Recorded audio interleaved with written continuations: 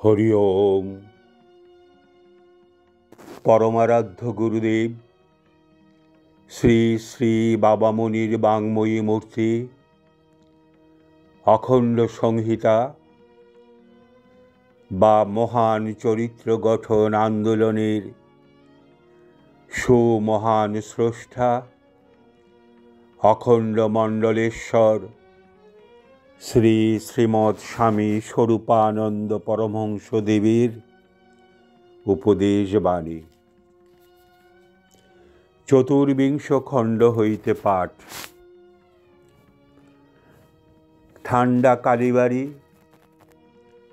21শে শ্রাবণ, বৃহস্পতিবার, 1343, 6 আগস্ট 1936। নূতন পৃথিবী গড়িব।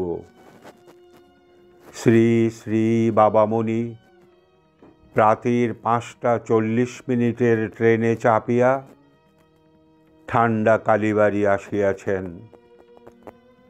সেখানে বেলা 2টাতে একটি সভাধিবেশন হইল। এই অঞ্চলের লোকেরা সকলেই ফেনীতে চিত্র প্রদর্শনী দেখিতে গিয়াছেন, কিন্তু বক্তৃতাবলী শুনিতে যাইতে পারেন নাই। তাহাদের একান্ত আগ্রহে ফেনীর 6টি বক্তৃতার সারমর্ম বর্ণনা করিবার পরে শ্রী শ্রী বাবামণি বলিলেন, ব্রহ্মচর্য ভারতীয় সভ্যতার শুদ্ধতম আদর্শ বা মেরুদণ্ড। ভারতীয় কৃষ্টি ও সংস্কৃতির শাশ্বত স্তম্ভ হইতেছে ব্রহ্মচর্য। নিজ নিজ আশ্রম ও পরিবেশ অনুযায়ী ব্রহ্মচর্য পালিবার ভঙ্গি এক এক জনের পৃথক হতে পারে, কিন্তু পালনকারীর পক্ষে মহাশক্তির উৎস হচ্ছে ব্রহ্মচর্য।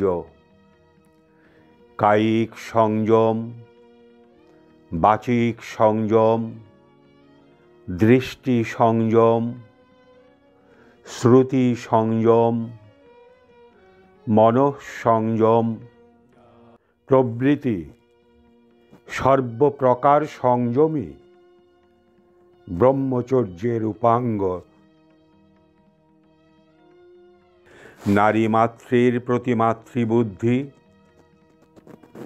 পরদ্রব্যের প্রতি নির্লোভতা, ক্রোধের উত্তেজক কারণ থাকা সত্ত্বেও ক্রোধ দমন সম্যক ব্রহ্মচর্যের রক্ষার সহায়ক।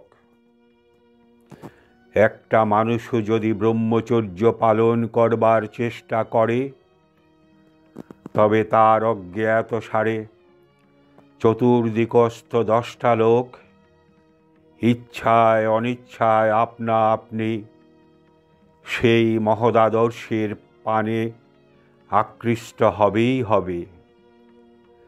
ব্রহ্মচর্য স্পর্শমণির স্বরূপ।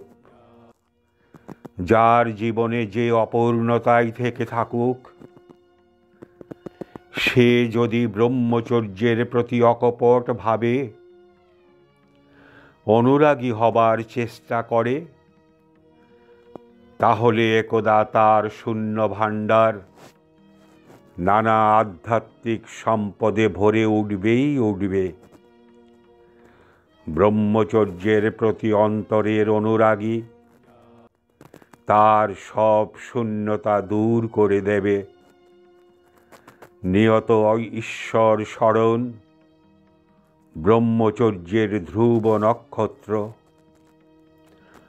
আত্মার অমরত্বে বিশ্বাস ব্রহ্মচর্যের রাজবর্ত।